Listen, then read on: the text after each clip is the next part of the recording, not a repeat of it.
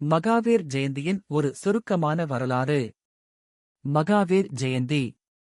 ஜைன நூல்கள் மற்றும் சமய நூல்களின்படி மகாவீரர் சித்திரை மாதத்தின் இந்து நாட்காட்டி வளர்பிறை 13ஆம் நாளில் பாட்னாவிலிருந்து சில கிலோமீட்டர் தொலைவில் உள்ள பீகாரின் குண்டல கிராமத்தில், தற்போது குண்டல்பூர், பிறந்தார்.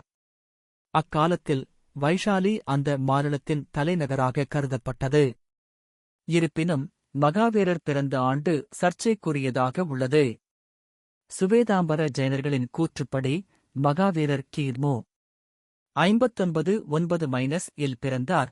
அதே சமயம் திகம்பர ஜைனர்கள் கிமு 61-5 ஐ அவரது பிறந்த ஆண்டாக கருதுகின்றனர். அவரது பெற்றோர்களான மன்னர் சித்தார்த்தரும் ராணி திரிசலாவும் அவருக்கு வர்தமான் என்று பெயரிட்டனர். ஸ்வேதாம்பர சமூகத்தின் நம்பிக்கைகளின்படி மகாவீரரின் தாயார் 14 கனவுகளைக் கண்டார். பின்னர் ஜோதிடர்கள் அந்த கனவுகளுக்கு விளக்கமளித்தனர். அவர்கள் அனைவரும் மகாவீரர் ஒரு பேரரசராகவோ அல்லது ஒரு முனிவராகவோ தீர்த்தங்கரராகவோ மாறுவார் என்று கூறினர். மகாவீரர் தனது 30வது வயதை எட்டிய போது சத்தியத்தைத் தேடி தனது சிம்மாசனத்தையும் குடும்பத்தையும் துறந்தார். அவர் 12 ஆண்டுகள் துறவியாக வனவாசம் வாழ்ந்தார். இந்த காலகட்டத்தில் அவர் அகிம்சையை போதித்தார், அனைவரையும் மரியாதையுடன் நடத்தினார்.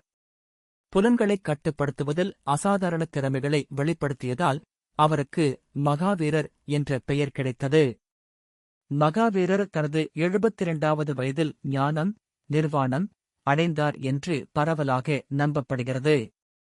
ஏப்ரல் மாதத்தின் மற்ற விடுமுறைகள். மாதாந்திர விடுமுறை நாட்களின் பட்டியல். மகாவீர் ஜெயந்தி கொண்டாட்டங்கள். ஜைன சமூகம் தங்கள் குடும்பத்தினர் மற்றும் நண்பர்களுடன் உறுதிமொழி எடுத்துக்கொள்ள அனுமதிக்கும் பல விழாக்களில் பங்கேற்கிறது. இந்த சமூகத்தினரால் பகவான் மகாவீரர் மதிக்கப்பட்டு வணங்கப்படுகிறார்.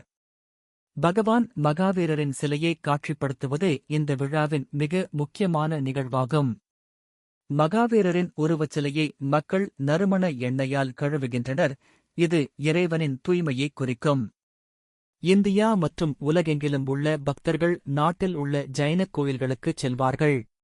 ஜைன மத சமூகத்துடன் தொடர்புடைய தொன்மையான இடங்களை மக்கள் தரிசித்து வருகின்றனர். திருவிழாவின் போது தரிசிக்கவேன